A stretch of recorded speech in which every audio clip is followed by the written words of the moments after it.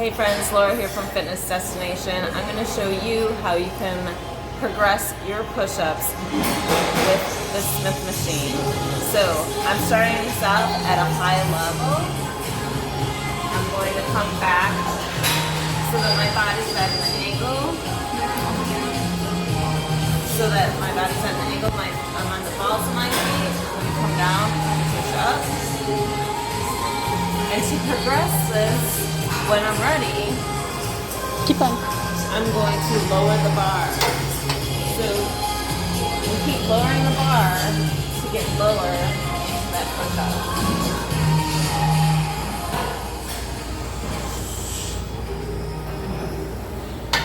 And eventually, what you're going to be able to do is you're going to be able to do these push-ups on the floor.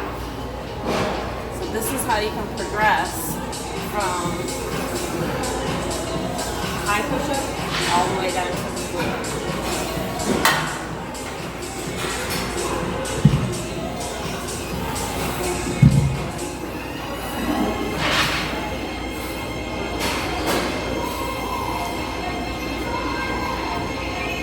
Get your push-up on.